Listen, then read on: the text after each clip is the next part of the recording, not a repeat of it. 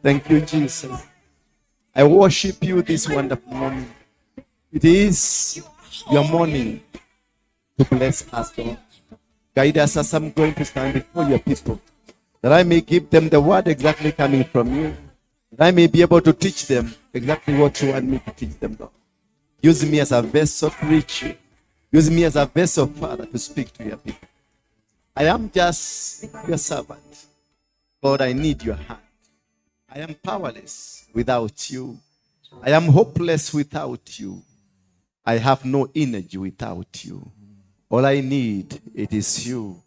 You alone into me. In Jesus' name we pray. Amen. Somebody, you may get your feet.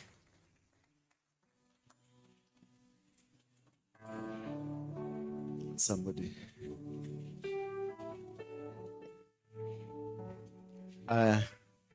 I wish you had placed some people on the other side where we were, because so many people are stuck on the other side. They don't know where they are coming. We have not made deliberate measures to let these people know where we are. There are so many people on the other side. I think the admin and the administration need to understand. Kuna watu pande ule kwingine. Wengi sana. Wamekwama huko. Wameshindwa ni kujua ni wapi. So make a deliberate move of letting people know where we are. Even if it means an advert. We can do a TV advert or a radio advert for the sake of God. So that wamekuwa disappointed. They had come for the service, but they don't know. They found doors are locked. Bwana Yesu asifiwe sana. Na sio wengi wako na wanaweza kupiga simu. And they don't know who to find. So management, I think you mumechelewa hapo, mmekwama hapo, mmechemsha.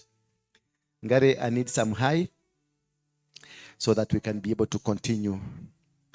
Hallelujah. Bwana Yesu asifiwe sana. Sijui kama utasalimia mwenzako, mwambie tu hivi. Naona kama tuko na homas watu wengi. Mwambie mtu. Mwangalie tu, mwambie hai. Mwangalie kwa macho, acha kuwa kama mnafiki wa Kristo. Mwambie hai. Najua wa Kristo unamwambianga mwambie hai, anakwambia hai. Anaangalia huko kwingine. Wa Kristo wanakuanga wanafiki sana. Just look at that person next to you. Mwangalie kwa uso. Macho kwa macho. Eye to eye. Mwambie hai. Yeah. Mwambie don't touch me. I'm a life wire. Thank you. The same, but just tuliza tu kidogo. Yeah, iendelee. Lakini voice iende chini kidogo. I love you. Thank you very much. I'm so happy this is my second Sunday to be in this church. A brand new church. How do you see it? Is it wonderful? Ask yourself, why did we start from the other side, upside, and not the floor? Because I know you are looking at the floor and you are thinking, oh, why did we start from the other side? Yeah? Nikwani tumeanza juu tunateremka na chini. Yeah? Because we were inviting God first. Hallelujah. We invite God first, then you come down. On Sunday, it will be even better. My friend is here. I saw you. Come. This is a man that has done this job. He's a young man. He's a young man who has done this job. If you have a job, give him a job. Do you have a business card? Yes, you'll give it to the church. I'm going to market you wherever I'll be going. And those people watching us from abroad, this is a man that has made this. And wacheni, Sunday, because you will be using the whole of it, you will see a huge difference. The other side is more better than this one. Just go and look, mukitoka mupitie tuone how it is na iko bado haijafanyika. When wanagezi wanaanza microphone testing, haijaguzwa lakini it is magnificent. Hallelujah. This is a young man that has done this job. This is my work to empower these people, to make them better. And if you have a job somewhere, ama unasikia mtu akifanya job mahali ya hii interior design, just take the card, Tumusaidie na kazi mingi as much as he can. Baka atoroke Kenya. Bwana Yesu tumpige na kazi. Baka afanya nini? Atoroke Kenya aende akaishi huko America because of the job. Thank you very much, my brother, for what you have done. Do you want to say something to them? Let a microphone. Give him a mic. I really love such a thing. I really love the people who are young and aggressive. I was young and aggressive, but I'm young. Hallelujah. Waambie tu kitu. Praise the Lord. Praise the Lord, church again. Okay, kwa majina anaitwa Richard Njoroge Njeri. Around 20s there, my early 20s. Hallelujah. Early 20s. Okay. Mutiga tuthukirie mwana. Okay, mimi ndo nimetengenezea mchungaji hapa. Okay, we are continuing with the other part of the job. It's on our phase 2. Purposely, we hope to complete it in the midweek. So by next Sunday, we will have a very, very beautiful church. Say amen for that. Okay, I also wish to thank a person who just recommended me to Apostle, and I can see where she is, from where she is. Can she wave? Can she wave? Madam Susan. Yes, mpigieni makofi. Yes. Itanona Apostle. Yes. I'm thankful for that. God will beautify your life forever. What you've done for God, He will exceedingly do for you. And He will make your life beautiful. Thank you. And you will be called by people even in the State House. People in power. People will be recommended by even the president himself for a job in Congo, for a job in South Africa. May God expand your territories. Amen. May God glorify you. Amen. In Jesus' name we pray. Thank you. Learn to appreciate these people. Asante sana. God bless you. God bless you. Susan, I know you don't like these churches. You're a Jew. Come. Huyu ni wale watu wanasema Mesaya hajafika. Lakini kitu mzuri alijua, alicomment. Kazi ya Yesu ifanyike kabla afike. Najua leo atafika. Simama hapa. Yes. Asante, Apostle. God is good. And all the time, I am humbled. Because I couldn't recall you. This young man did some work for me. And I really like the young men and the young women who do whatever they do with sincerity and with love and passion. And I will say it in my mother tongue. Demeraga gai arathimaga wera wa moko maitu. Ugayo guo. Akamba munene na kikamba. And I will say this without fear of contradiction. I referred him and I didn't follow. But he told me I went and I met the apostle. And that was it. My dear, I told you, and I'm going to say it here in front of this church, that you will go far. You will go far. May the Lord continue to bless the work of your hands. And may the Lord bless all of us, even as we fellowship and as we enjoy in the house of the Lord. I'm grateful. Thank you so much for that opportunity. Thank you. Thank you, Madam Susan. She's a politician. That is how I came to know her. She's a politician. She wanted to be the women rep in Nyandarua. This was county. Nyandarua County. Is it Nyandarua County? Yes. Yeah, Nyandarua County. Nyandarua County in waiting. Lakini alishindwa. Ndio kama yasa yeye ule mwingine wakati alishindwa alishinda. Tuseme alishindwa akashinda. No, the other one is a sitting member of parliament of Nyandarua. This one is standing member of parliament of Nyandarua. It was a win-win situation. Bigeni makofi. Asante sana. Asante. God bless you for even supporting our church. na hata kutusaidia venye umetusaidia. That's good. That's a good gesture. I want also to recognize, I saw somebody shika tu. Anyone that is your first time to be here, umestruggle mpaka umepata hapa. Anyone that is your first time to be here, your really first time to be in this church, simama tu kwa miguu yako miwili. Just stand up. Stand up. Weka chini. Huyu ni nani? Yeah, just see. Umekuwa recognized. Mpatie jina yako, umetoka wapi?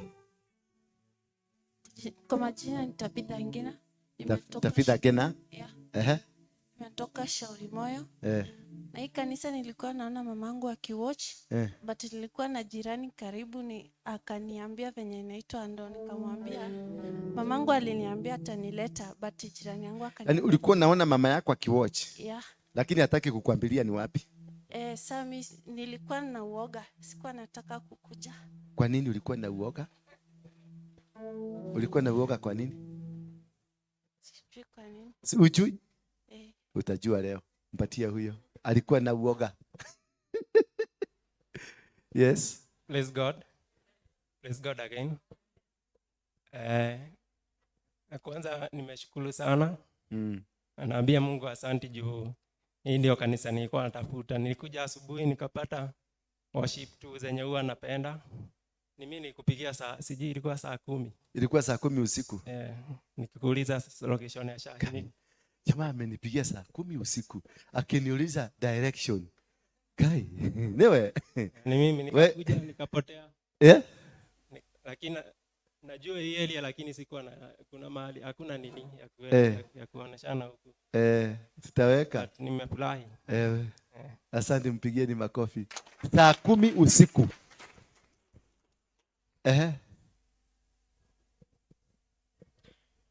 Nyabo. My name is Naigaga Joy. Nyarika? Naigaga Joy. Naigaga Joy? Yes. You are from where? From Uganda. You are from Uganda? Yes. Yes. How is Uganda? Uganda is okay. They are walking. You coming here?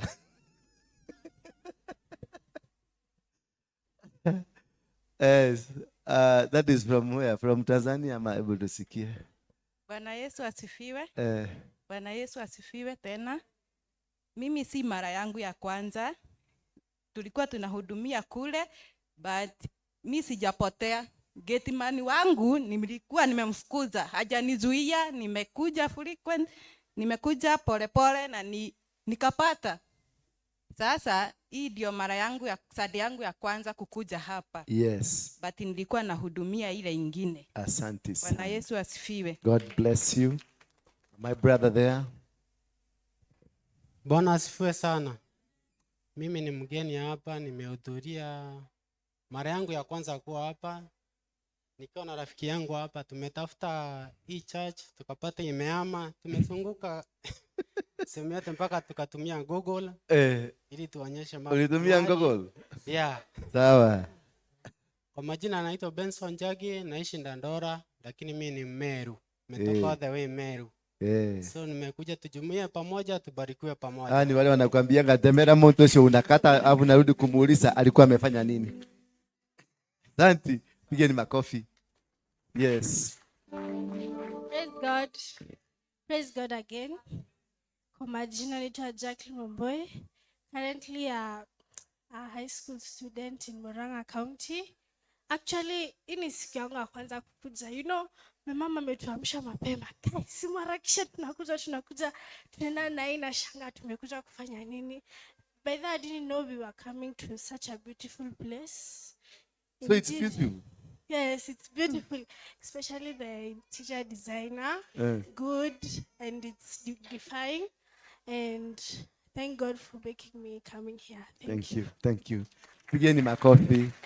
My sister. Praise God, church. My name is Ruth Oitherangado. I'm from Ongata Rongai. We were invited here by our mom. Na Mungu abariki sana. Which part of Ongata Rongai? Church Road. Church Road. Yeah. Next time find me around there. I live around there. Okay. Yes. Bwana Yesu asifiwe. Apostle na wasirika wenzangu. Bwana Yesu asifiwe tena. Amen. Kwa majina ni Anastasia Wakuthie ama Mama Alphonse. Wakuthie. Mtu wa kutembea. Abai ni mundu wa guthie. Gwito ne kore abai. Kora weta Kirinyaga County. Kwe mandu ma Kirinyaga. Kirinyaga County. Moya Ngurubani ama Ngurubani. Ndika ne muri weru weyo. Nituraigua. Rituriganite na Embuku uria. Ithu turi ma mucere. Okay. Mucere wa Bishori. Mucere wa Bishori. Okay, kwa nimemwelezea majina.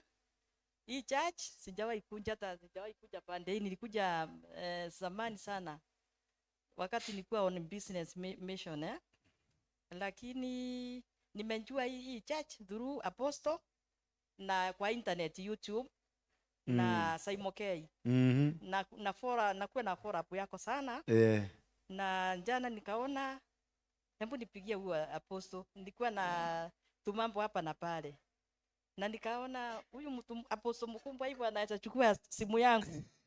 Nilishangaa sana na kulikuwa usiku ni saa 4 by the way. So sijui niseme anji, nikakuja ni asubuhi akanielezea njia ni kahawa. Sasa nakuja kahawa nimepotea sana. Hata ikanibidi asubuhi nimpigie nikiwa hapa. Nikakuta kanisa ingine watu wanahama na gari, sijui ni church. Kuna church hapa chini. Wanahama from here sijui to another destination. Okay, kwetu ni Mwea, mimi ninasoma Catholic, lakini leo nikasema nisome huku na niwe mmoja wenu. Hallelujah. Sasa amehama kutoka huku amehama. Na nimefurahi sababu nimeona hii yenu ni kama kwetu tu, hakuna mambo mengi, hakuna mambo kuna kwingine na mimi kanisa ikiisa na isania hapa ethira na geria hamo githomo. Totari pastor ruga na Yesu alienda kwa mlima, Yesu ali kwa mlima-ini. Na riu akoreria aruto magitega. Samaki walikuwa wengi, samaki siari nyingi. Lakini kikambu haikupasuka, no kikambu getia netieti atwekire. Sasa mimi ikimalizia, mimi mumalizana na yenyewe. Sasa hapa nimefurahi, nimeona tunaenda sambamba. Hallelujah. Amen. Thank you very much. Thank you very much.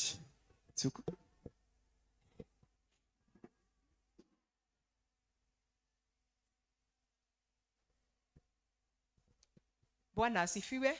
Amen. Mwathani agocwo. Simuinulie mkono hivi hata kama huna mkono. Wacha kuwa na wivu. Bwana Yesu asifiwe. Majina ni Millicent Mwangi kutoka Kasarani, huko ndio naishi. Hapa ni mara yangu ya kwanza, nilikuwa nimepatiwa direction na mama anaitwa Mary na ninadhani she's your mom from Rongai. I think Mary. Yeah. Mary, yeah. Ndio alinipatia direction, tukaongea akaniambia uko hapa. Nilikuwa nikikufollow kwa internet YouTube, nikikufollow wakati uko kwa interviews na huyo Saimokei na wengineko. Na kusema ukweli nimekujua jina uko back. Ile ya zamani. Ule wa kitambo. Ile ya zamani. Na kwa sababu kila mtu ako na history. Hiyo ndio jina mzuri kuliko hii ya sasa. Hiyo isitujarishe. Si kila mtu ako na history. Na mambo ya kujaji tuache. Ni kwa sababu Mungu anaweza toa mtu anywhere na mbadilishe, tuache kujifanya wazuri. Otherwise ninashukuru sana pastor, nimeokoka, nasema Yesu ni Bwana na Mwokozi. Na nimekuwa nikishiriki kanisa, wacha niseme hii ni kanisa langu la pili, la tatu, but I have been in the house kwa muda mrefu sana nikiambia Mungu tu anipatie mahali ya kushirika. Ni kwa sababu ukienda kwenye unaona ndio kuzuri, unakuta mambo ambao haiendi kulingana na vile ungetaka. Ninaomba Mungu tu vile nimekuja siku ya leo, mniombee iwe liwe kanisa langu na kanisa la kukaa. Amen. Na sana. Have you made a decision? Umefanya maamuzi? Vile nimeingia pale nikaona kitabu, nikaona members, nikaambiwa andika visitor kama ni first day. Nikaandika visitor. Akaniambia wewe ndio tu utakuwa member. Kusema ukweli nilikuja kuchungulia kwanza na nimependa, wacheni niwaambie. Umechungulia? Nimechungulia na nikapenda. Na kajicho kamoja. Hata worship yenyewe imenifurahisha sana. Asante. Kwa hivyo nataka tushiriki pamoja, tushikane pamoja. Mimi ni mama ako na miaka yake. Na pia nimesumbuka kwa muda na familia yangu, na kulingana na vile na kufollow, ninaona Mungu anafanya kazi ndani yako. Thank you. Unapigana na dhambi. Unapigana na dhambi. Amen. Kwingine dhambi zinapiganwa lakini zingine tunawachilia. Lakini hapa ni kupigana na dhambi. Amen. Na hiyo ndio itatuelekeza mahali tunadiwa na. Asante. Kwa hivyo nimekuja kupona. Bwana asifiwe. Amen. Praise God. Bwana Yesu asifiwe. Kwa majina naitwa Jokimburu, nimetoka Uplands. Nimekuja kwa mara ya kwanza. Nilikuja kwa sababu nilikuwa nataka kuona apostle. Nimekuwa nikimsikiza for the last like 1 month, na nikisikiza hivi, hiki ni kipawa ambacho Mungu ameleta kwa wakati huu. Hii revival inakuja na mambo mingi, na hii naona kama ni njia moja. Bwana asifiwe. Amen. Nashukuru Mungu kwa yote, na nasema Bwana abariki apostle, naendelee hivyo, na Mungu amzidie neema na nguvu, na amlinde katika jina la Yesu. Amen. Young girl. Praise God. Mimi naitwa Glory Wanjiro, mtoto wa huyu. Huyu ni nani? Mtoto wa nani? John. John ni nani? Dad. Dad. Mimi vile nilikuja huku, kwanza sikuwa na recall ni wapi, but nikitoka shule ama nikitoka nje, kwa naingia kwa nyumba naona dada na watch kipindi, naona huyu akihubiri, basi sikuwa najua ni nani. Hadi vile aliingia hivyo, nilikuwa lost for 5 minutes nikishindwa nilimuonea wapi. But vile alisema those people who are watching us from abroad, nikajua namuonanga kwa TV. Amekuwa akikufollow. La asubuhi nikaambua toka kwa nyumba twende. Tukakuja huko. Na nimefurahia. Na wewe sasa utakuwa ukitufollow? Na wewe utakuwa ukitufollow? Umekuwa recruited? Thank you, mpigieni makofi.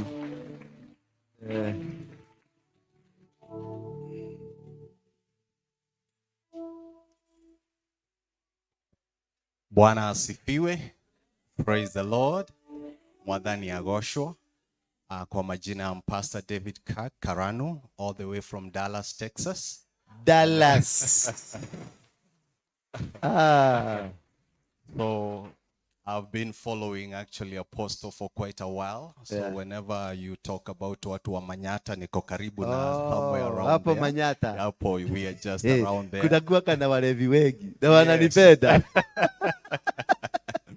Yes, but it's an honor to be here.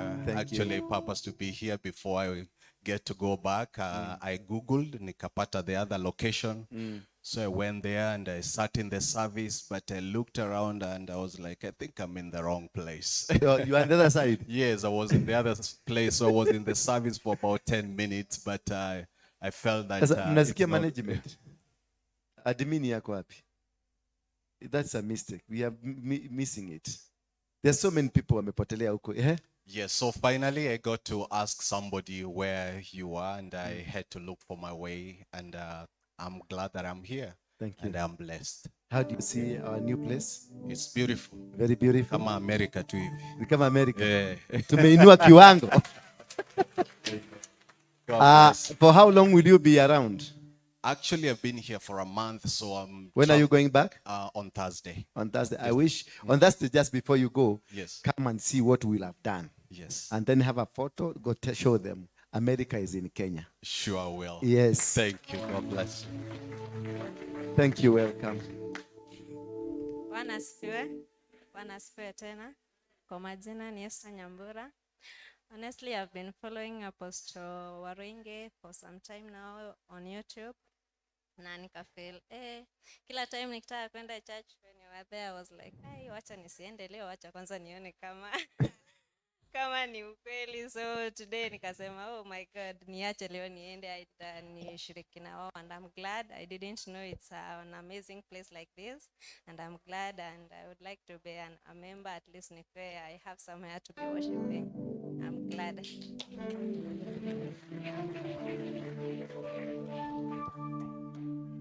Yes, go ahead. Bwana Yesu asifiwe. Amen. Kwa majina naitwa Ann. Ongeza tu sauti. Kwa majina naitwa Ann. Nimeokoka, nampenda Yesu. Nimetoka Githurai 45. Nilikuja kutembelea watoto. Watoto wa gani? Ni haka katoto. Na katoto kengine. Susu yao. Sasa mimi ni shosho yao, wile mdogo. Wewe ni shosho mdogo? Mimi ni shosho mdogo. Mimi ndio nimewalea huko Nyahururu. Nilikuwa nakatoka Nyahururu nikakuja hapa Githurai. Wonderful. Good. Sasa hapo nafanya kazi ya biashara. Asante. Mimi nasoma kanisa ya Jesus Winner. Jesus Winner. Sasa akaniambia sasa utahamia hapa. Nitapigia Mwai simu nimwambie umekuja. Mwai ni rafiki yako. Namwambia umekuja huko. Mimi nikaona nikuje nisome na nyinyi. Amen. Nikawaambia asubuhi nataka nikuje leo huku. Hata mimi nione kwenye mnasoma. Asante. Sasa nimeshukuru na nimeona mko sawa. Asante. God bless you. Asante. Thank you. Thank you ma'am for coming. Jipigie tu makofi na ujiambie karibu kwa ibada. Tutachelewa tu kidogo sababu muda umeenda sana. Me, I like working with the timelines. That is why you see tuko hapa na nyumba haijakamilika, because the timeline ambayo Mungu alikuwa amenipatia, I had to do it. I had to move. Because if you miss the time, and I normally tell you, it is very important, because God is a God of time, seasons, and places. God is a God of what? Seasons and places. You must be in the right time, in the right season, in the right place for the blessing of God to come. If you miss one of them, you will not get the blessing no matter what you are. If you miss the place, you get the time and you get the season, but you miss the place, you will not get it. If you get the place, but you miss the time, you will not get it. If you get the place, the time, but you miss the season, you will not get it. No matter whether you're in the right time and you miss one of the three, you can't make it. You are going still to lose it.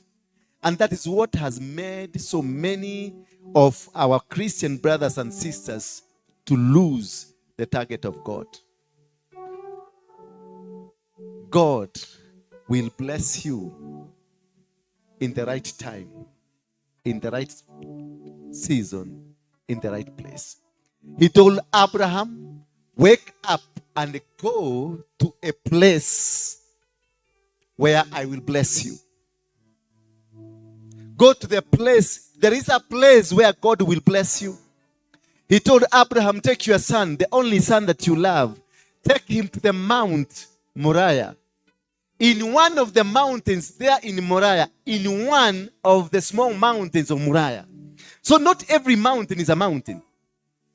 You will go to the mountain and then you'll be instructed. Inside the mountain, there is a small mountain where I live.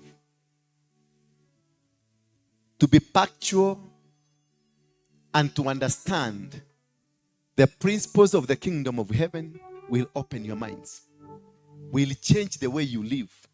Christians, we are fake because we don't like to learn.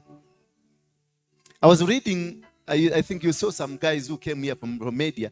They were asking me a question about the Mackenzie issue. Do you remember the pastor that we were with, the other side, a tall pastor from Loitoktok? Used to be a pastor in the Mackenzie church. And they used to have a church there at Kaloleni, which was abruptly shut, and the Mackenzie disappeared. And when he spoke to this pastor, I told, man of God, you must change the principles you have.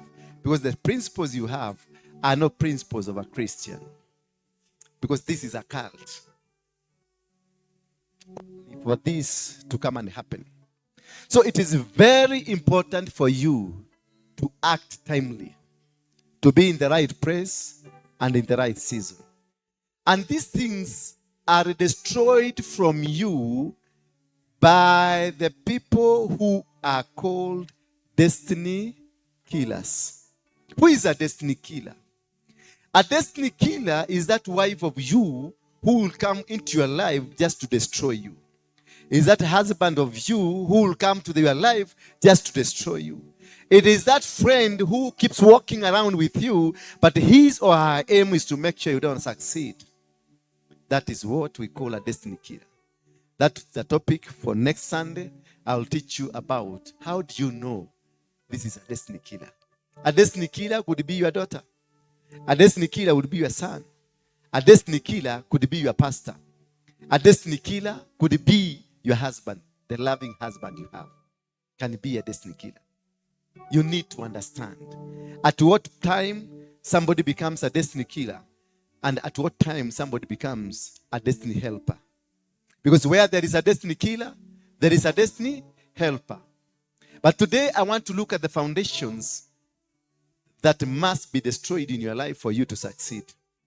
Some things, they become in a manner that is so painful for you to succeed. Our moving from the other side to coming to this side, it was the most difficult thing I've ever encountered in my life. The greatest challenge of my life of Christianity, and even when I was in Mungiki, my transition from Mungiki to Christianity was simple than moving from the other side to this side. I have encountered a real challenge. I came real face to face with death. At some point when I was here, Lucifer himself appeared to me. And he told me, you're not going to make it. We are going to kill you. And the target was to make sure on Saturday we don't have the elderly meeting. And they came personally and told me, you are going nowhere. Then I told him, I'm going somewhere. Praise be the name of God. I missed 5 accidents on Friday and the Thursday. 5 head on. As I was driving somewhere, then I encountered police who were in a shootout with the thugs. And like 4 or 5 bullets went through mbele ya kioo yangu. You can see the fire going. It is not me that they were targeting, but they were targeting somebody else. But that was meant for me from the kingdom of Lucifer. But all in all, we did as God had instructed. The demons or Lucifer will appear to you when you are about to cross, because their aim is to make sure you don't cross. Your aim is to make sure that you don't move to the next level of your life. When we moved from there, I told you that was Gilgal. We were coming to Bethel. At Gilgal, that is where they discovered for 40 years they were not circumcised. For 40 years they remained as VP. And when you are not circumcised according to the agreement, the covenant between Abraham and God, the covenant was that once you circumcise, and it was a covenant between Abraham and God, that the circumcision was a covenant between him and God. The blood he shed was a covenant between him and God. But at Egypt, Moses and the group, they decided to suspend the circumcision because they were just crossing over and it was only 8 days to where they were going. So they opted to suspend the circumcision. So while they are on the other side, they will go and continue circumcision. Suspending a covenant, it means you are not walking with me anymore. Suspending a covenant, Abrahamic covenant with God, it means that the children of Israel decided not to walk with God for 8 days. And that is where Lucifer got a chance. We are captured when you suspend God. Because the relationship with the children of Israel was based on circumcision, because that is where the covenant was. When I have a covenant with you and you decide to get out of the covenant, For 2 or 3 days, it means that within those 3 days, I'm not with you. If anything happens to you, I'm not to blame. If you don't insure your car, even if it means it's 1 hour, it means the insurance, if you've got an accident, the insurer will not pay you. Because you are not in the covenant. You are not in the agreement. And that is how the children of Israel lost the game. They started the journey right, yes, with Moses, the son of the leader that led them out of Egypt. But the suspension of the covenant led them to 40 years of suffering. Because when you are not in the covenant, many things can happen to you. Many people will come and misdivert you. Always remain into the covenant with your God. For you to succeed, do not be that woman anabiaga kajiga jetho the hanini yokomenya. When you commit a little sin, you suspend the covenant to do the devil's work for a few hours, and then you come back to Jesus. That few moments leads to your destruction. Most of us, we are destroyed because of 10 minutes. Most of us, we lose the game because of 1 moment. Abraham nearly lost the game, not until God came into his life. He was told by God, start a journey. Go to the land, I will bless you. But unfortunately, he was also told, do not carry any of your kinsmen, not a single. Do not go with anybody from your house. Not your brother, not your sister, not even goats from your father. Only that which belongs to you. And he decided, with his own wisdom, he chose to carry the son of his brother because of mercy. The mercy that we have for some people, for some issues, they will lead you to destruction. Before you make that serious move, ask God whether it is true, whether it is okay, whether it is right. He had some feeling or some mercy for the son of his brother.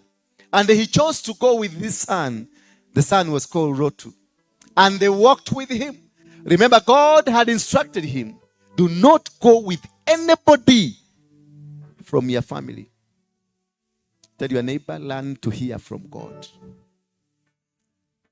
He chose to go with this young man because he was feeling for his brother. The mistake we make, not that we are not Christian, but that feeling for something will cause you a serious challenge in your life. Abraham chose to go with this son.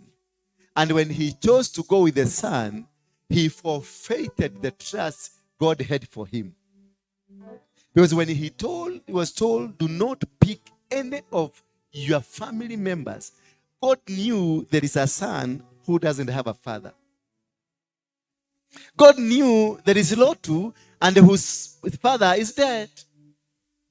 So, when you carry a burden that has not been given to you, it means you have decided to act like God or on behalf of God by reasoning in the opposite of the will of God. When you stop doing the will of God, God moves away from you. And Abraham did against the will of God. He chose to go with his son because of the mercy, because of the sympathetic nature, because he didn't reason out where or how this of my brother is going to live. He chose to go with it. A choice that costed him. And as long as they went along, they started facing challenges. The challenges you are facing today are as a result of the person who are in your lives. The challenges and the problems you face today are because of the people who are in your lives. Go and counter check what kind of people you are working with. What kind of people that are in your life. You may think this is my wife, but this is a disaster. You may think this is my husband, but this is a disaster. You may think this is a colleague at work, but it is a disaster. You may think this is a pastor, but this is a disaster. Because by virtue of walking alongside with the wrong people in our lives. They are not bad people, but they are wrong people. There's two different things between a bad person and a wrong person in your life. A wrong person is that man or woman that you have been forbidden from walking with because he is carrying a weapon against your destiny. There are people that will come into your life purposely to make sure your destiny is destroyed. When God has given you an instruction, this is what to do, this is how to do it, just do or hear, learn to hear from God. And when you hear from God, perpetuate and follow the instructions to the letter. When I was told and given a deadline of moving from the other side, I just moved. I realized the entire church was not ready to move from the other side. The pastors I had held on the other side. They still, I will ask them, let's go the other side. And they, then I decided to move myself towards this place. I went to the shop and bought new seats and brought them here. And I decided I'm going to do it alone and move alone because I am running against the timings of God. And I have to fulfill what God had instructed me that this date you will be this building and this is what you'll be doing. And the kind of people that will come, the elders that they're going to open the church. So I decided to do exactly the will of God, and I abandoned the entire church for the sake of my God. Plan to do the will of God against the wishes of people. You would rather be abandoned and walk alone than walk with the people and lose God. You would rather be alone but gain everything from God. Abraham decided to walk with this young man, and they walked along, and Abraham, every single step they made, they encountered a challenge, a serious challenge, a big challenge, until at some point he surrendered his own wife because he felt his life is in danger. Just imagine your husband surrendering you to this man because of the danger he's looking at. He surrendered and said, this is my sister. And he said, I live. Just imagine your husband leaving you in the hands of people he doesn't understand. And this is because he walked with the wrong person. That is why Abraham faced challenges. In your life, you are facing challenges because of the kind of people that are in your life. You are facing difficulties because of the kind of people that are in life, not because God hates you. When Jesus came back to Akina mother, he called upon the mother, and mother came and told Jesus that if you were here 4 days ago, this man could have not died. This man could have resurrected. This man could have not. He could be alive today. But Jesus asked mother, where have you kept him? He didn't ask for a dead person. He asked, where have you kept him? Because it is the people that keeps you where you are. It is your brother that keeps you where you are. It is your colleague that keeps you where you are. Jesus did not ask for, where is the body? Jesus did not ask, where did you bury him? Where have you kept him? Because he knew it is the people that have decided this man is dead. Remember when Jesus was told about this man dying, he told them the man is not dead but sleeping. Jesus knows that you are not dead. God knows that we are all right. God knows that we are going to succeed. God knows that we are going to become. God knows that the position of you is still intact. You are not a failure. You are going to succeed. God knows that you are going to conquer every mountain ahead of you. So if you depend upon him, if you release yourself to him, if you walk according to his will, you are going to make it. But the people around you will make sure you are buried. He asked them, where have you kept him? And they took him. In fact, they were saying, already amenuka. The people in your life, they know you are dead and finished. The people in your life, they know you are just dead and finished. Wanajua umeisha. Wanajua you will not make it. And they told Jesus that this man is already rotten. He has been in the grave for 4 good days. And Jesus continued to ask them, where have you kept him? Meaning he was not referring to a dead person. He was referring to a living person. But the people were referring to a dead person. There are people in your life who knows that you are never going to succeed. They know it is the end of you. A person called me and told me, where you are going to fail. And they had said, we are not going to cross over to this place. And they get the guys, they called me, hamuvuki, hamwendi huko. Bwana Yesu asifiwe sana. But the most important thing in your life is to understand the kind of people around you. When Jesus went to them back, he knew mother, he knew all other people that were around him, that they knew this man is dead. But him, he knew this man is sleeping for the glory of God. He asked them, where have you kept him? Then he insisted, and they took him to the grave. They told him, this is where we buried him 4 days ago. Jesus asked them, remove that stone. So once they know they have killed you, they will lay a stone on top of you. Jesus came and asked them, remove that stone. Them that lay the stone on you, when you depend on Jesus alone, the same people will be asked to remove the stone. Just depend on the will, the plan, and the season of God. You will be lifted up at the right time, in the right position, in the right manner that God wants you to be. He removed the stone. They removed the stone. And he shouted on this man, because he knew the man is not dead. The man is not dead. He shouted and called upon the name of Lazarus. Lazarus! And he shouted, yo! He came out. He was crying. Only to discover they had also done another thing. They had tied him up. The people who decided you going to be finished, they have even tied your legs. They have tied your hands. They have tied your mouth. They have tied everything. They know you are not going to come back. They know you're not going to succeed. They know you're not going to make it. They know they have finished with you. That is why they tied and they made sure you cannot come back with a rope. Yet you are dead. Remember, they were tying him, yet they knew the man is dead. Meaning they had another thing behind what they were doing. They had something else behind what they were doing. There was something that wasn't right. And this something that was right is that they wanted to make sure this man can never come back to life again. They know you can rise up again. They know you can succeed again. They know you can become again. They know your name is bad, your name is not good, but this name can become a great name again. This name can become a special name again. This person will grow again. When Abraham was walking, God kept reminding him by causing disasters in his life.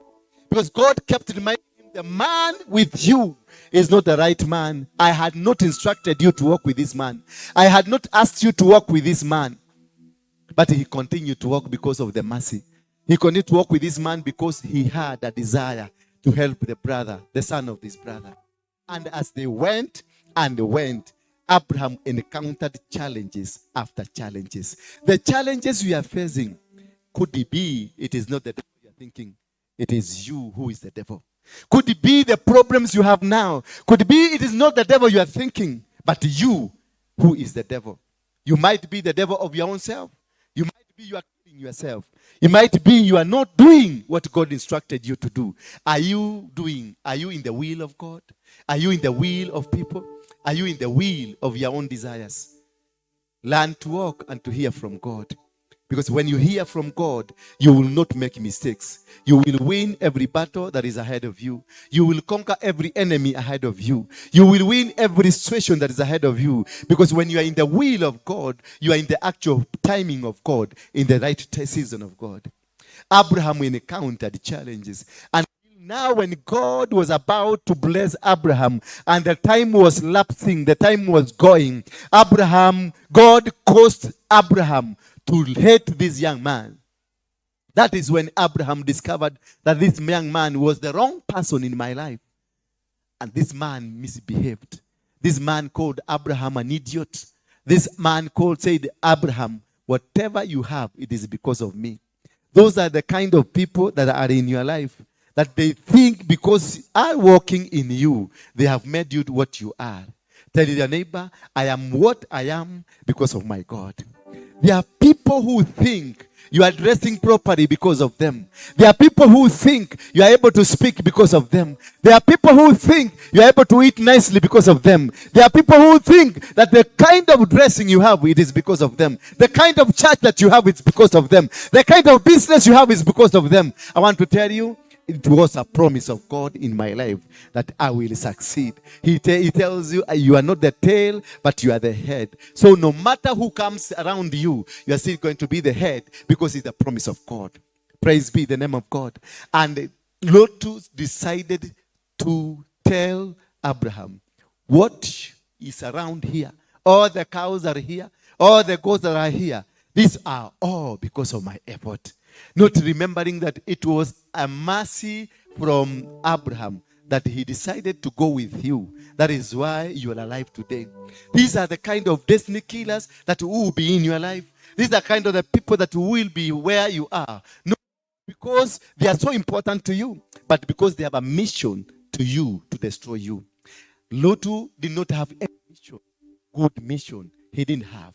He had a mission to make sure he has delayed Abraham from his victory, from his successes, from the blessing of God. Remember, Abraham was told by God, rise up and go to a place where I will bless you.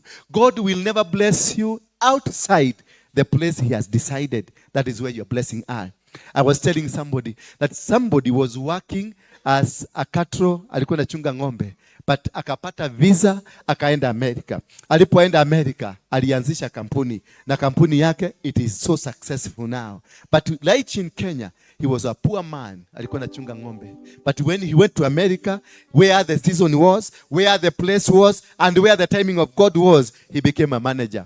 Yet here in Kenya, he was just a poor person. When you are in the right place where God has decided you will be blessed, that is where the blessings are. The blessings are waiting for you where you are supposed to go.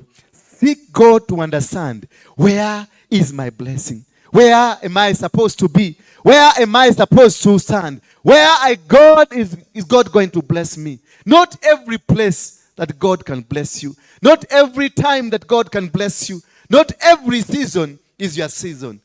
Every plan of God has got its own season, its own time, and its own arrangement. The place for your blessing is well taken care of.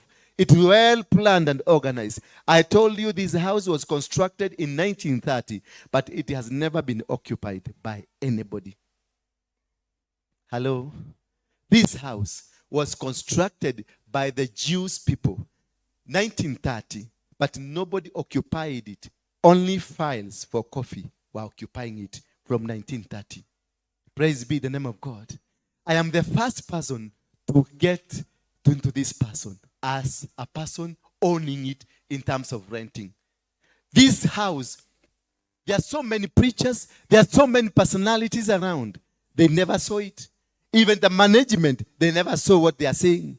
Yesterday I was with the management of this house. They came and looked at it and they out to check again whether it is in the same building that they are in. Because we are in the right place for the right season. This had been kept for us. I was not born when this house was being built. My mother is the time she was born. So when she was being born, that is when the house was being created. And the house was created by the Jew who was sent to come to Kenya and do installations of agricultural installations. They were being sent to come and do agricultural installation because the Jew, 1948, they were to come back to their land. And the land they had thought they had to come back to was Kenya, here in Kitale. That is where they wanted to settle as Israel. But God had a different purpose. This building, the other buildings you see down Mbaka KPCU, they are all built in a Jew style. It is not an ordinary building. It is a building with the purpose of God. Because it was a preparation for a revival, both agriculturally, spiritually, and economically. That is why they came to build houses just to be a blessing to Kenya. Because they knew they would come to Kenya to settle there. And in 1948, the British government refused them to come, and they were forced to go to where they are today. So this house was built in mind that is Ndura Waruinge that is going to occupy it. Yet when I was doing my own things, I was in Mungiki, running the affairs of Mungiki. I was not saved. I never believed in Jesus Christ. I never believed in anything that is Christian. I believed in a God in somewhere, living in a mountain, in that cold place, Mount Kenya. That is the God I believed in. I never believed that there is a God called Jesus, or there is a person called Jesus Christ. I never believed of a God that is a God of Israel. I believed in a God in a mountain, a God that lives in a cold place, in a fridge. That is what I believed in.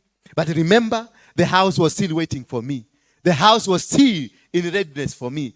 Until I'm well prepared, until I'm well planned, until I'm well circumcised, planned, and made good for the purposes of his kingdom. I came to discover this house was meant to revive the economy, to create the economy of the country. This is a house that was for the coffee. This is built by the coffee board. And this is where the coffee was sold from.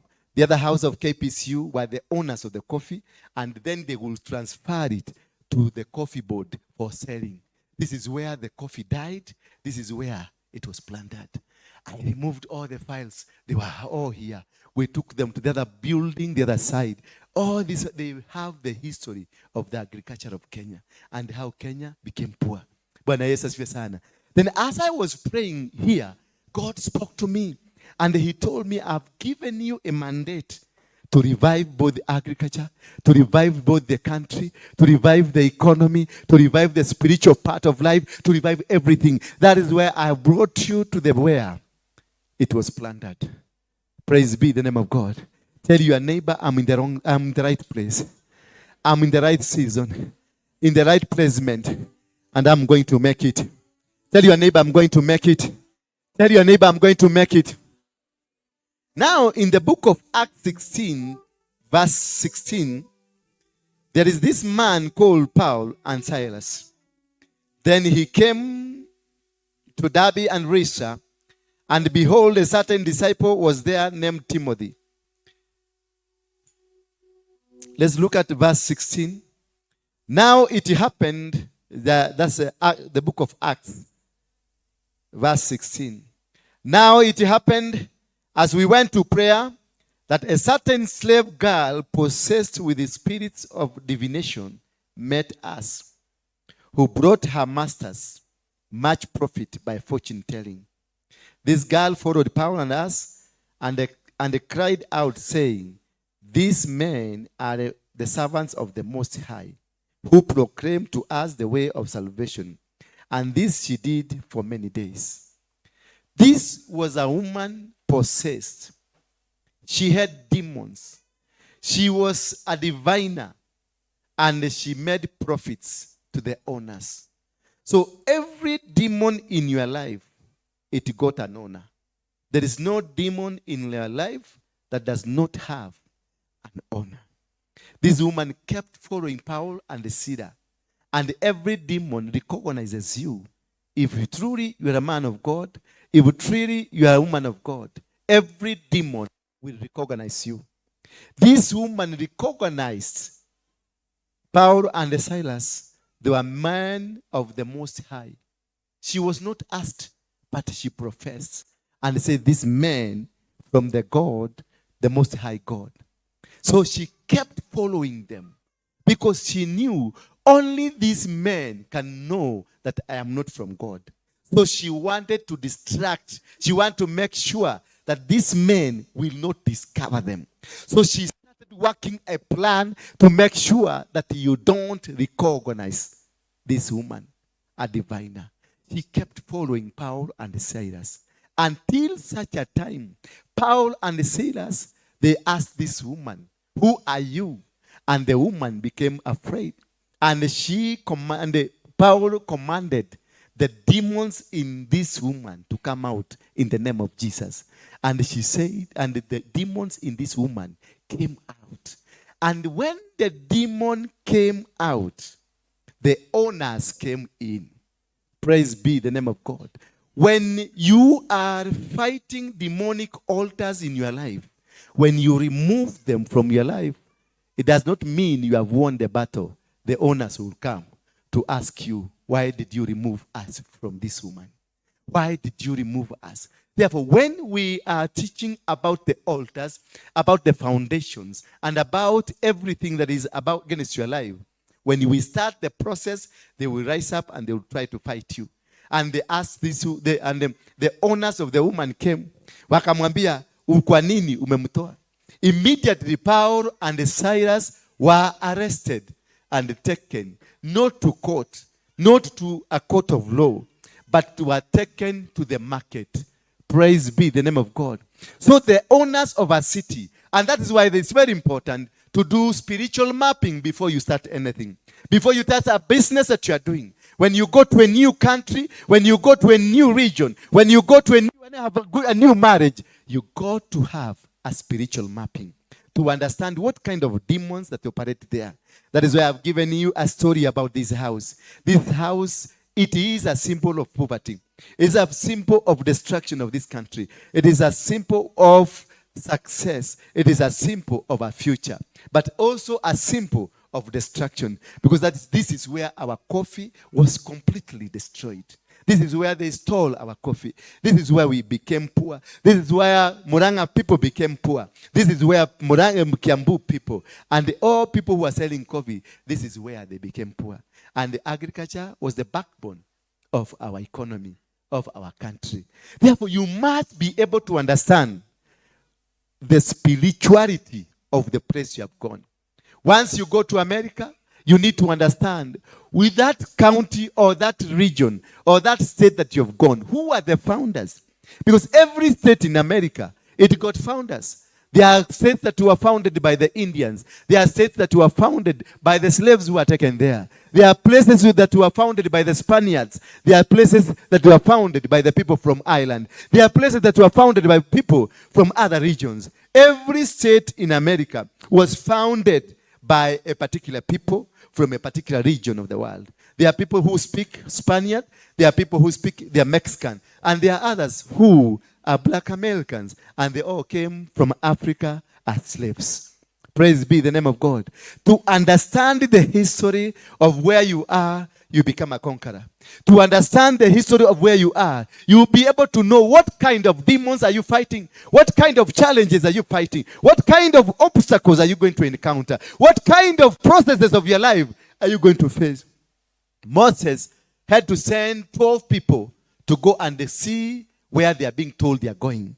He sent Caleb and Joshua and company. They were all 12. They were sent to go to Canaan and spy and know exactly what is there. The mandate of the spying was go and know what kind of people who are there, what kind of a God they are worshiping there, what kind of the animals there, what kind of the mountains that are there, what kind of water or rivers are there, what kind of culture that is there. Then they went there. They stayed for quite a time to go and do a research, investigate, that they can bring a report to Moses so that Moses can plan how to go. You need to understand and plan to know where you are going. What are you going to encounter? The marriage that you are in, you need to encounter to know what kind of a marriage, what kind of a family. Is it a polygamous family? It is a family that is full of witches? Is it a family that is full of complication? What kind of a family am I going to? You need to understand so that you can be able to understand that man you are going to marry, that woman that you are going to marry, what will be the end result. Because what they are, if you investigate to see your grandfather or the grandfather in that homestead, the grandmother in that homestead, it will give you what kind of a life that you are going to be. Praise be the name of God. You can never be what they are not. You can never be what that is not what they are. If your grandfather, he was a polygamist, wait for that husband that has married you. One time, this man will bring another wife in that company. It does not matter who or what. Maybe you go mpango ya kando, but he will exactly do what the grandfather did. Because that is the background. And if it was never broken, it will still car in you. It will resurface in you. At the prime time, that is when you will discover this man you are telling you, and you have nothing to do because you inherited that exists in their family. So it is very important for you to know first, before you make that bold step, first understand. Go investigate. If it is about marriage, go and investigate. What kind of a family is that? What kind of marriages do they have? What kind of life, spiritual life, are they? So that you can know what your future will become. All of us, we are in mistakes of what we made by just trying to rush into things. Do not rush getting into a new land. Just understand, this land has got a history. This family has got a history. This kind of a job I'm getting into, it got a history. This kind of a church I'm getting into, it got a history. Try to understand the history behind this man. When Paul always opens up his statement, he says, this is Paul, who used surely to be called Saul, the son of so and so. I used to be this. He gives a chronology of himself. When I come here, always I give you, this is Ndura Waruinge, formerly of Mongeke, so that you can be able to go and do a spiritual mapping of me. Understand my origination, what kind of a man I am, what kind of a person I am, so that you can see whether you can walk with me or not walk with me. The greatest mistake that we have made is because we have decided to do wrong things in our life. We have decided to make mistakes by doing wrong mistakes, wrong decisions in our life, by not understanding, not taking time to study, not taking time to understand what kind of a business am I starting? What kind of a relationship am I starting? What kind of a personality am I going to? I'm going to America. What kind of people I'm going to Seattle. I'm going to Dallas. I'm going to New York. What kind of people lives in New York? What kind of people, what kind of leadership is in New York? I'm going to UK. What kind of people in UK? Then you'll be able to understand how to handle the situation ahead of you. Failure to make it, you will fail. You will not make it. Now, Paul and Silas, they had gone for 40 days of prayer. They had gone to supplicate, to surrender to God, because they knew the challenge ahead of them was so powerful, so strong, and it was not bearable. So they knew the best thing to do is to go and seek God for permission to go.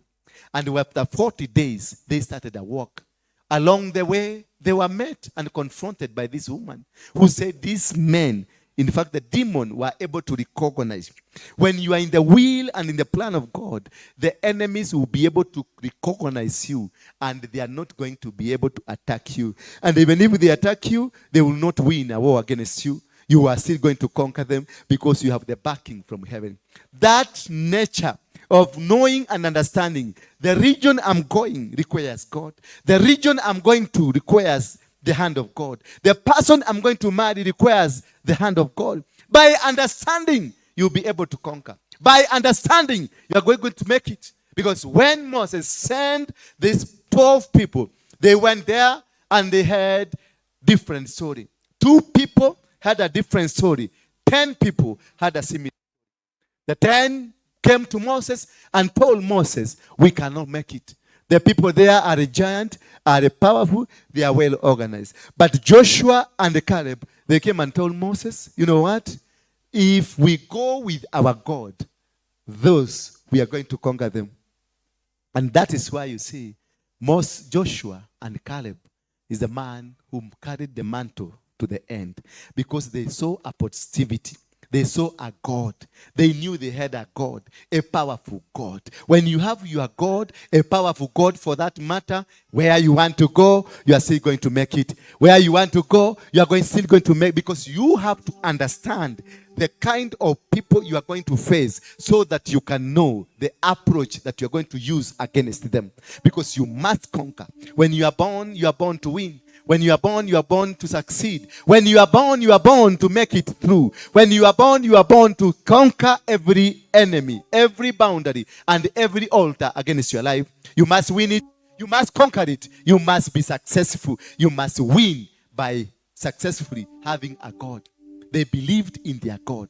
Joshua and Caleb, they knew there is a God, but our God will conquer their God. Praise be the name of God. You don't need to lose your hope. You don't need to lose your courage. You don't need to be despaired. You need only to know I have a God in heaven who will conquer all the mountains of me. And Joshua and Caleb are the people who carried the vision of Moses because they believed in a superior God. When Paul and Silas were walking and they were confronted by this woman, it is a woman that had an ill motive. And when they removed the demons from this woman, the owners of the woman came and they arrested Paul and Silas. Paul and Silas were taken to the market and they were whipped and punished and beaten up. Then after the beating, that is, I want to train you to tell you how you know the strength and the organization of the demons in your life. Demons in your life, they have a capacity, a well-planned, organized systems that they operate with. They just saw a woman, but they didn't know the woman has its owners. When you see a demon in your life, or when you are facing a challenge in your life, that challenge, it is not alone. It has got some owners. When you get into an accident, when you get into a problem or a challenge, that challenge, it is not just there. It is not a coincidence. It is not a by the way. The challenge got its owners. This woman had its owners. When the demon was removed from this woman, the owners came and appeared. And they asked these guys, why did you do what you did? These men were arrested immediately, taken up to the market, and the entire market was involved to beating this man. Meaning that all places that you go, where there is a demon, it got its own marketplace where they distribute the powers they have. They have people who do the marketing. They were taken to the marketplace, and at the marketplace, these people were whipped, were beaten, were almost dying. And after that, that is when the magistrate was called to come and take them to prison.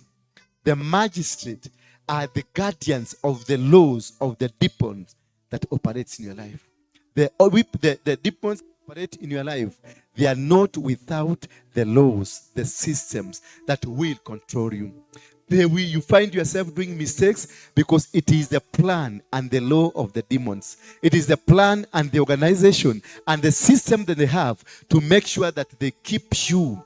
They arrest you and they keep you inside, that you will never be able to come out. You go to get married to a family and you are involved and put into strategies of that family, knowing the family ni nyumba ya warogi, ni nyumba ya wachawi.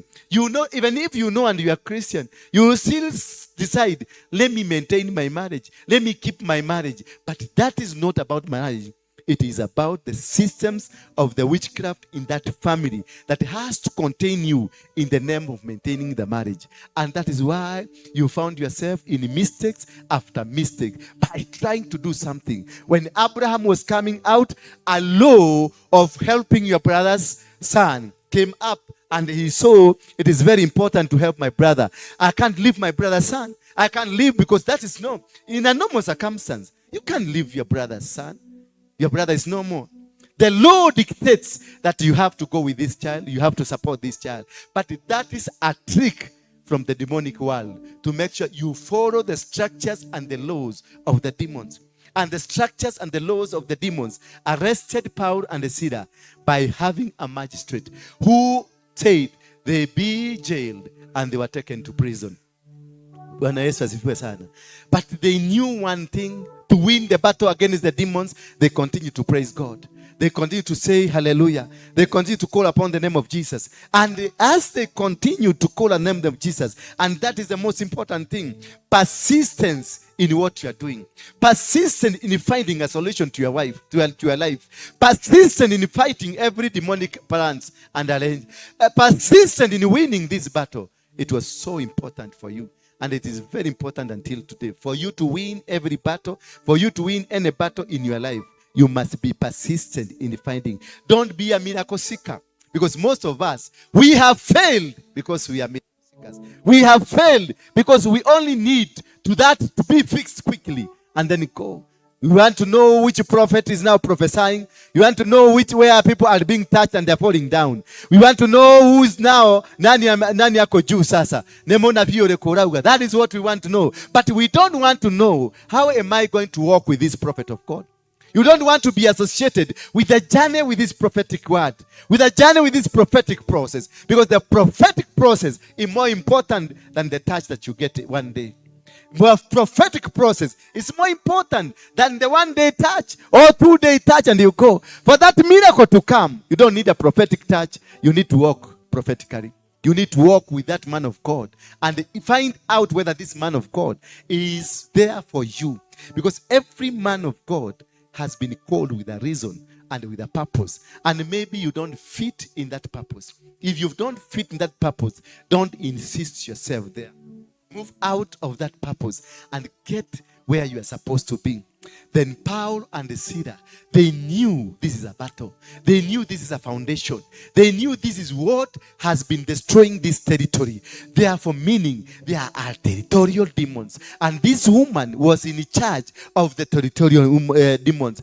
Every place has got its own territorial powers, has got its own territorial arrangement. And this woman was a seer of that territory. And this territory had its owners who control the territory. And it's got management and a prison and prison officers. Therefore, Paul and Silas were arrested and they were taken to prison because the territory of that area demanded so. So when you are in a territory, when you get married to a man, get to know what are the territorial arrangements, what are the territorial powers of where you've been taken. Well, I've gone to Muranga. What is the territorial arrangements of Muranga people? You've got to Kirinyaga. What are the territorial arrangements of the Kirinyaga people? How do they behave? What kind of their structures? What kind of their plans? What do they think? How do they worship? What they do? What is the economical structure? No, to understand everything, you'll be able to understand the kind of a territory you are in, whether you are going to make it or you are going to fail it. Praise be the name of God. Once Paul and Silas discovered this is a challenge that is of territorial nature, when they were taken to prison and they were locked in, they continued to praise God. Paulo na Silas waliomba, Paulo na Silas. Paul and Silas never looked or sought for miracles. They sought for God. They continued persistently to look for God. They prayed until a time in the night, the foundation was broken. When you continue to pray, when you continue to seek God persistently, the foundation that has captured you will be broken.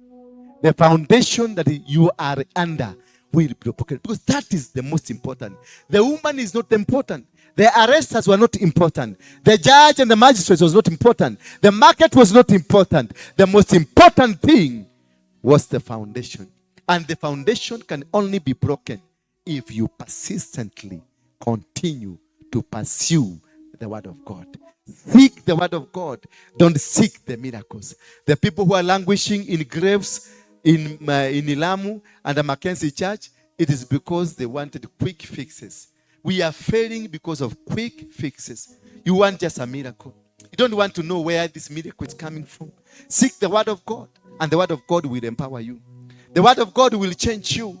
The word of God will lift you. The word of God will make you succeed where nobody else can be able to succeed. We can rise up on our feet.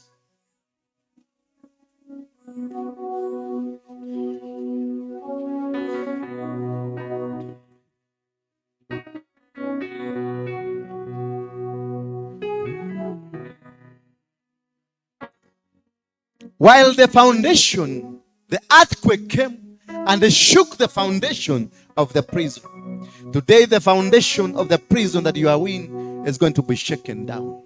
It's going to be broken down.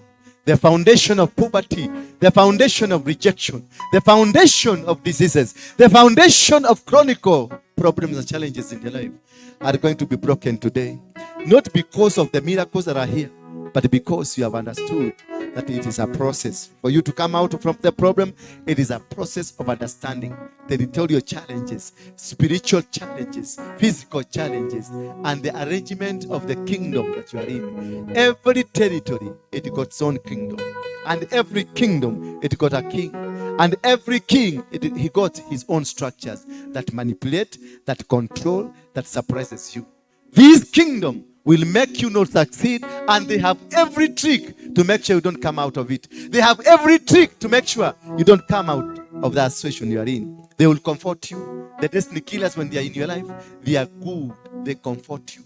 They make you feel that it's like you are at home.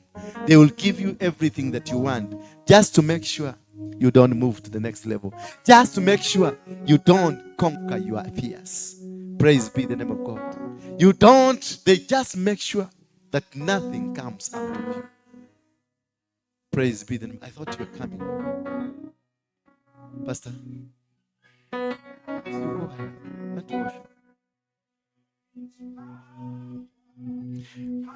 Let's sing about this power of God.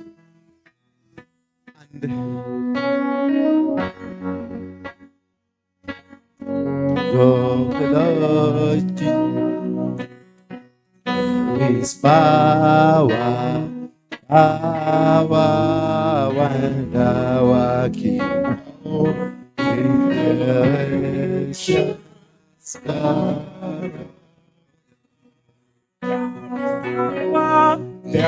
is power, wonder working power in the blood. Precious blood of the Lord Jesus. There is power,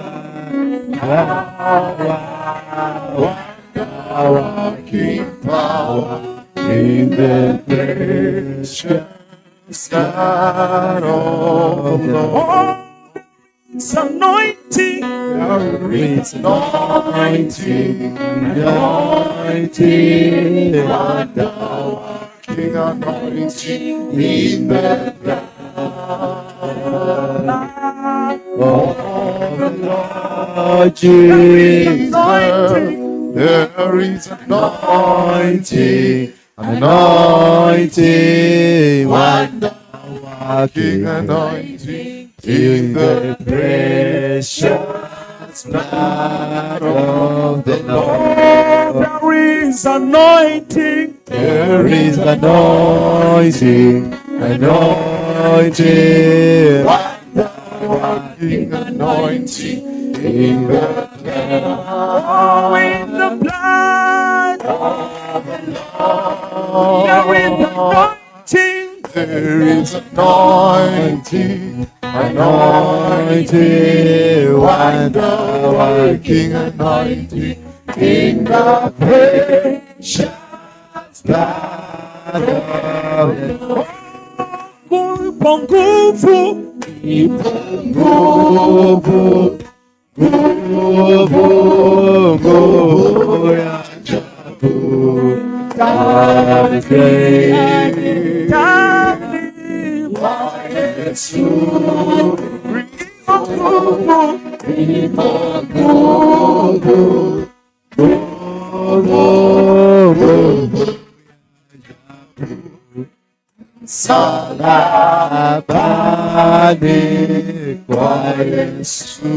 How many of you are blessed with the word of today?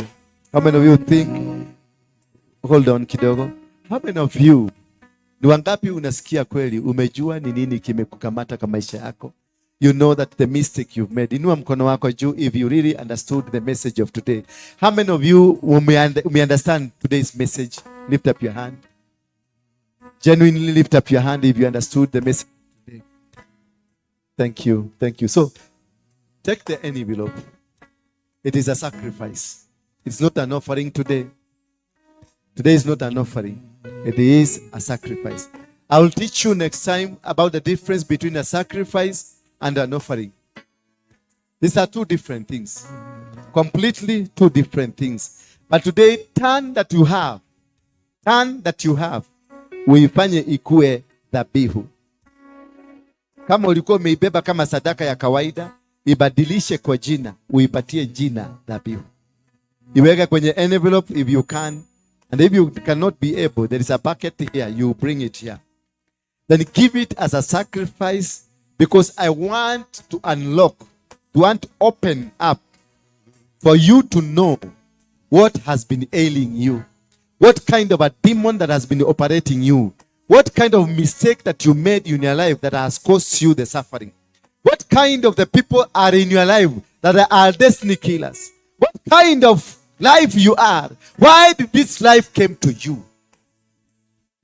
It is a sacrifice to unlock yourself so that you can know exactly, not for your healing, not for your deliverance, but to know who are the problem. So that once you know the problem, we can be able to pray against that problem. I cannot be able to pray for a problem that we don't know. Never be cheated or be lied to by somebody. That you don't know what is ailing you. You don't know what kind of demons around you. And then somebody prays that God will going to bless you. No. You must be able to understand what kind of a challenge and how to solve the problem of the challenge. So you must be able to understand what kind of demons and foundations that are operating in your family, that are operating in your marriage, that are operating in your church, that are operating in your business you're doing. If you know you have already done it, bring it here in front and place it at the bucket.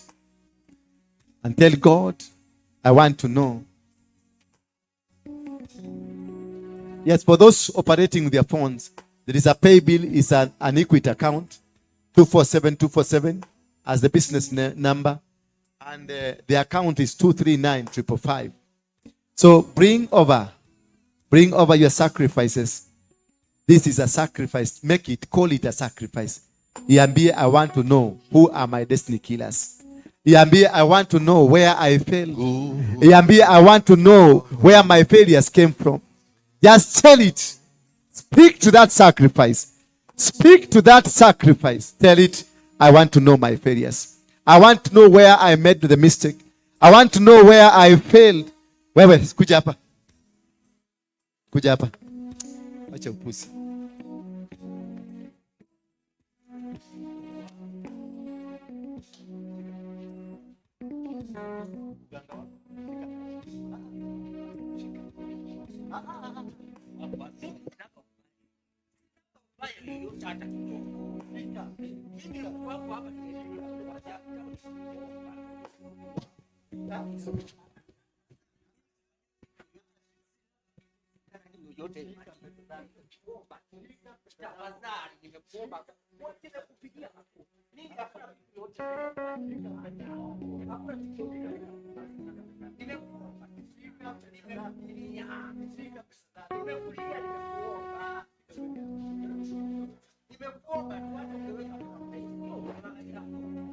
Tunakujua. Uganga hautatuletea hapa.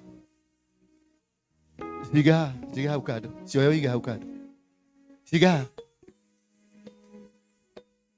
Uganga wa kwenu hautatuletea baba. Tunakuelewa vizuri.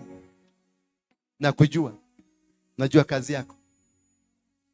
Lakini nakupenda. Hivyo hivyo ulivyo. Nakupenda. Asante.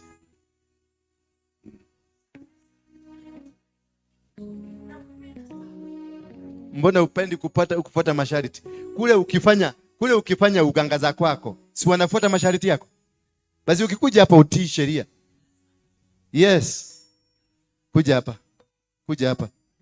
Simama hapo. Sema Bwana Yesu, naomba kuokoka leo. Nikufuate. Niliokoka. Nikufuate. Nikufuate. Nikuwe mtumishi wako. Niwe mtumishi wako. Niachane na tabia za kiganga. Nikufuate kama mtumishi wako. Nikuwe Mkristo. Sema amen.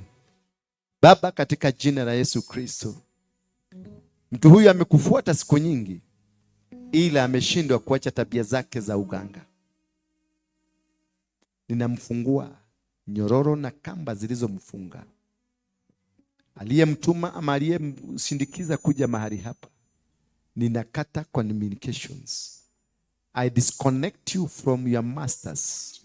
I disconnect you from those who send you. I disconnect you from your foundations.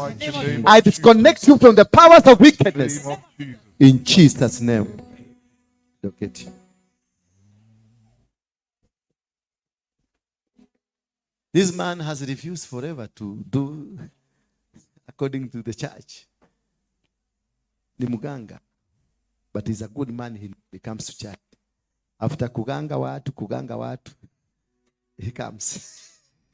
The good thing that he has. And I said he'll never be chased away from the church until he receives Jesus. Unasikiaje sasa? Unasikia? Wamekuacha? Simeona amecheka. So there's time for every person. Oh yeah. Hi. Yes, man. I'm talking to you. Yes. What's your name? James from? I'm late hapa tu. Yeah, James. James from where? James from Kirinyaga and Sikira Loita. Huh? Narok. Kirinyaga where? You are James who? James? Nilia na long. Yeah, take your mic here. You are James? Neliang Olanana. Melia? Neliang. Yes. Olanganga. Olanganga. Yes. Wow, that's a good name. Olanganga. Who wants such a name? Yes. What do you do in life? I was doing media and now I'm doing writing. You're doing writing? Yeah. Can you write me? Maybe if I get to know you. Yes. Yeah. I'm Ndura Waruinge. I'm honored. Yes. So you know me. Yeah. I've been told about you. Yeah. But it's an honor. It's my first time to be here. So what were you in the media? I was a host. And I used to do advertisements as well. What happened? You're no longer doing it. A lot of family issues here and there and destabilization. Where do you stay now? Kino. Yeah. If I give you a job here, will you do it? Yes, I will. As what? Maybe if you're running a radio TV station, I can host a show for you. Can you host me now? Host me. Yes, sure, I can host you. Go ahead, host me. Yeah. Now we are in studio now. Host me. There's a camera there. Okay. Yeah. Sawa. So now we are here with mheshimiwa lakini mchungaji. Yeah, and then my first time to meet mchungaji. But yesterday I had a dream that I was asking God about the direction of my life. And then in the dream, God just told me, follow the wind, follow the wind. And I was discussing that with my girlfriend in the morning. Where's the girlfriend? She's somewhere. Girlfriend, come. Girlfriend, come. Follow the wind. So today morning, I was called by my auntie. She's there. Where is your auntie? She's there. Come, the auntie come. Wow. So you are following the wind. And so where the wind ilikupeleka wapi wind? Imenileta mpaka hapa. Wow. So is it true what he's saying? Follow the wind. Yeah. And now you are here. You are here. Are you saved? Do you believe in Jesus Christ? Yes, I believe in Jesus Christ. And are you saved? Have Yes. you committed your life to Jesus Christ? I have committed my life to Jesus Not Christ. now. Not now that because you've entered in the church. No, I have committed. You ever my go to life. church? Yes. Which church? KAG. KAG. Yes. Every Sunday? Udhiru. Not every Sunday. Yeah. What makes you not to go every Sunday? I think ni uchovu. You were in a church, you used to go to church, but at some point you stopped. Yeah, kuna ile ukaanguka ukarudi kwa mangoto na manini na manini. Hapana, kuna ile Sunday tu. Acha tuongee ukweli. Huyu kuja. Ukimwangalia ni ndugu yako.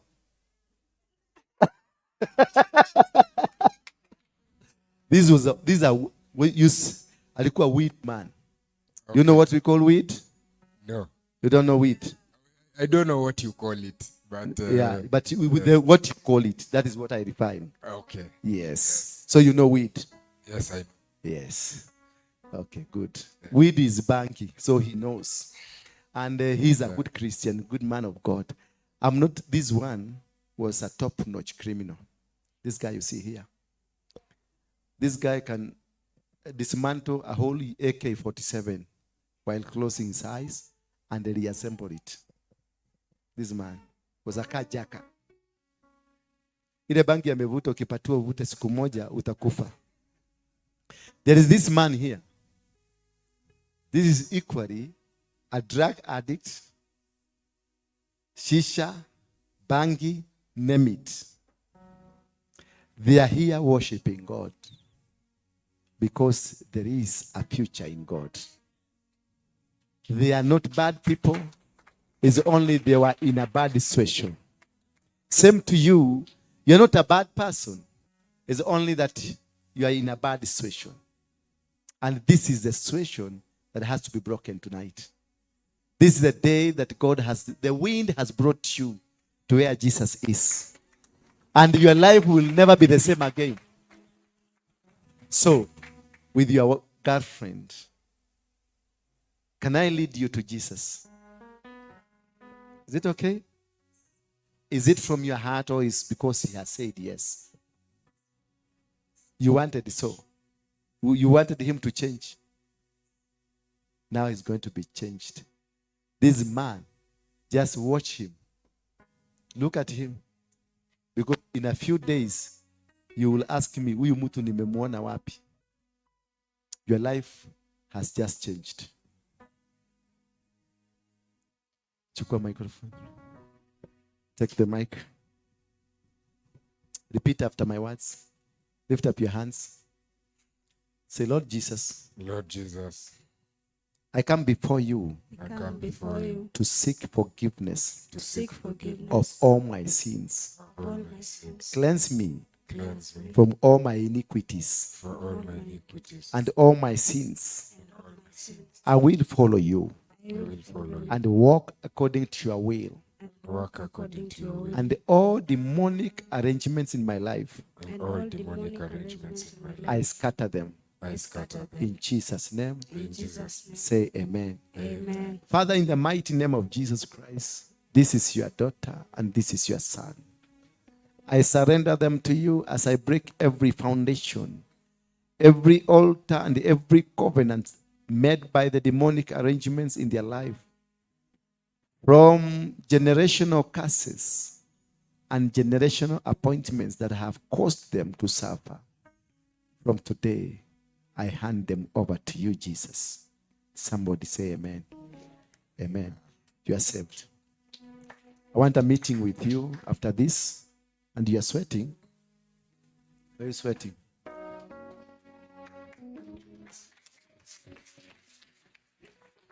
Yes. You're a good man. Simukumbati umwambie welcome. Hug him. Yes. Yes, John. This is your friend from today. Look here. Go to him. Okay. Yes. He will be your mentor. He will be your mentor. It's Pastor John. He will always be your mentor. And where is my girlfriend? Girlfriend, come. Yes. Kuja. Okay. She will be your mentor.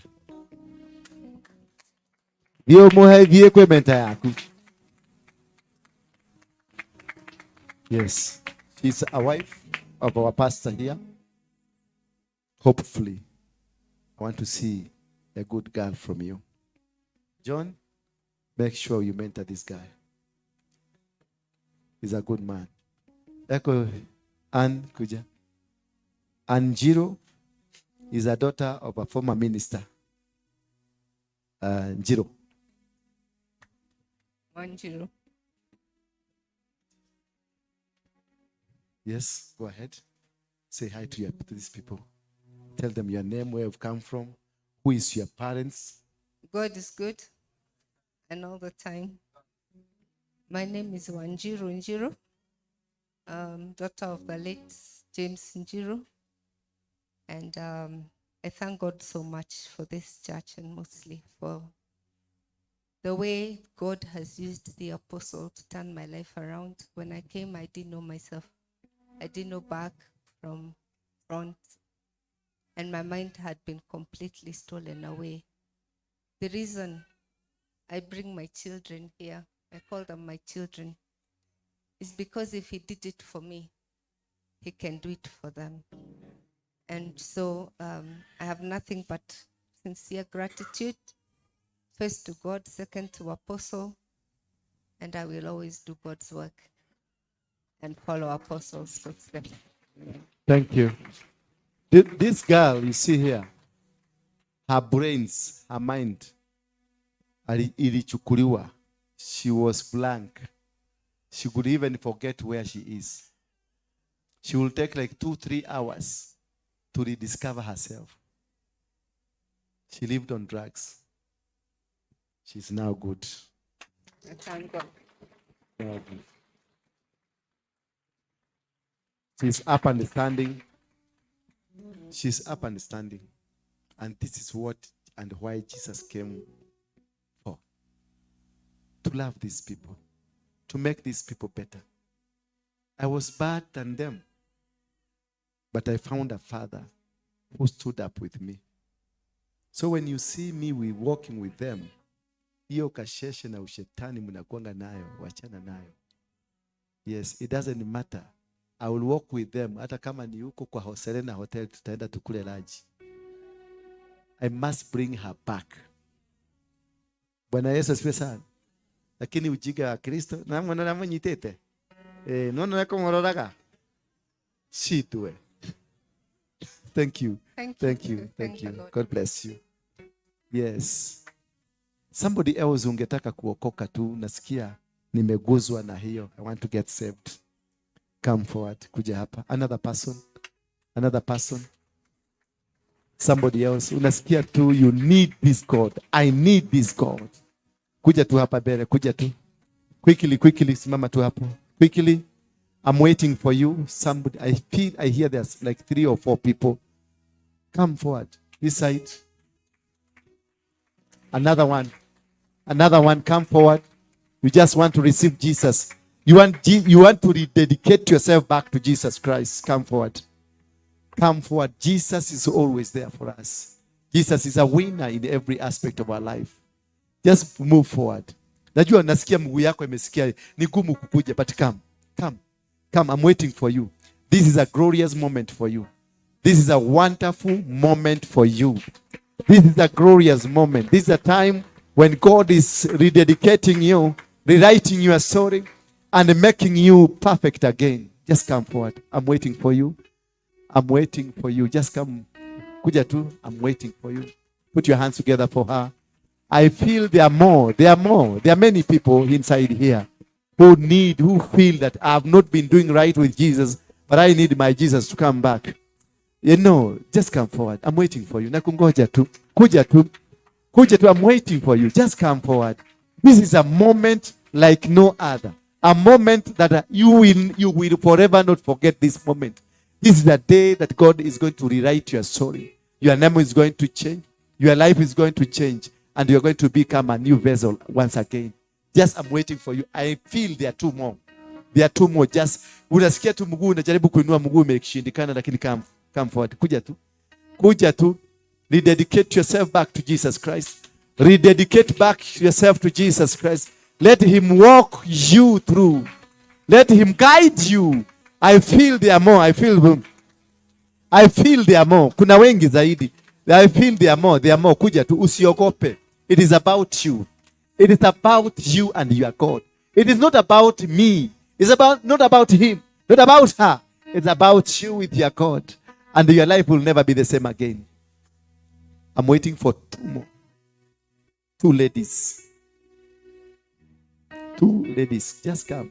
One is a young lady and another one is middle-aged. Yes. That one. Now I have a young lady come. A young lady. Msichana mdogo tu. Just come. Just come. I'm waiting for you. I'm waiting for you before the door closes. Remember, this is an opportunity that will never come back to you again. This is a wonderful opportunity. Yes, thank you. Thank you. Repeat after me. Sema, Bwana Yesu, Bwana Yesu, mwana wa Mungu, aliye hai. aliye hai, Nimekuja nimekuja kuungama dhambi zangu kama dhambi zangu ambazo nimetenda nimetenda kwa makusudio kwa makusudio na bila makusudio. bila makusudio. Nisamehe dhambi zangu. Nisamehe dhambi zangu. Nitakaze. Niumbe tena upya. Niumbe tena upya. In Jesus name. In Jesus. Say amen. Amen. Baba, katika jina la Yesu Kristo, ninakuletea watoto hawa mikononi mwako. Yes, Lord. Ni watoto ambao wameamua kutoka kwenye dhambi, wakae kwako, uwasaidie na uwabariki. Yes, Lord. Ninawatenganisha na maroho ya kishetani, covenants na altars ambazo ni za shetani, Yes, Lord. ambazo zimewashika mateka. Na kutoka leo ninawaandika jina mpya kwenye nyuso zao, Yes, kuwa ni watakatifu. Yes. Ni watu watakao kufuata na sheria zako kulingana na mapenzi yako. Yes. Ninavunja nira na mikataba ya shetani, Yes. covenants na altars na agreements zozote zilizoandikwa juu yao na shetani. Yes. I delete it from them. Yes. In Jesus name I pray. Say amen. Amen. This pastor, mwangalieni. Tukimaliza service mumutafute for more discussion. Bwana Yesu asifiwe sana. Amen. Muketi tu. I need to talk to you later. I need to have a cup of tea with you. May God bless you. And now may the grace for our Lord Jesus Christ and the love of God and the fellowship of the Holy Spirit be with us now and forevermore. Okay. We are having a deliverance teaching service. For those who want to go home, you are free. You will give me an hour to rest. For those who are in class of deliverance, we will continue. But for those who want to go, you are free to go. And here there is a sufuria. Bring it. Yes. Yeah. Nani ameleta hii sufuria? Ni kubwa. Ya kuona keno leo. Na kudoni fungua. Tika tu hapo.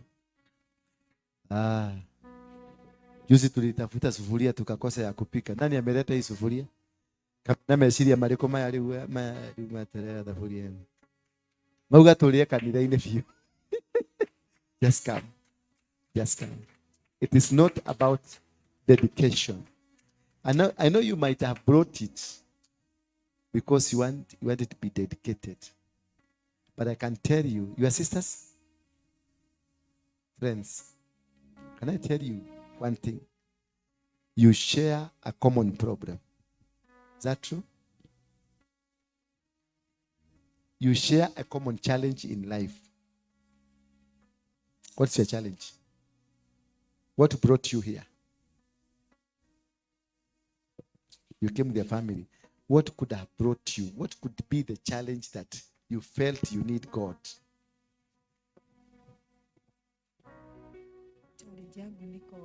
Mtoto wangu ako na issue. Yeah? Niko na mtoto wangu ako na issue. Issue gani? Kijana.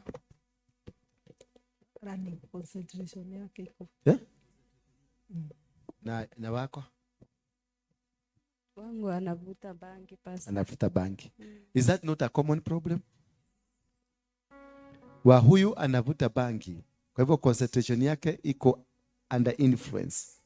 Na wako anavuta nini? Wako ni mdogo lakini concentration ako wapi? When in the Jeremiah 35, Jeremiah was sent to the house of the Rechabites to go and take all the family of the Rechabite into the house of the Lord and be given a glass of wine. He took them there. Though they refused, they were taken in the house of the Lord for a glass of wine. Why the glass of wine? Because it is the glass of wine ambayo ilikuwa imewafunga. laana that was operating in them ilikuwa that wine. Shida yako na shida ya huyu ilitokana na sufuria. Likoine tene. I'll tell you later. And you are free. God has released you.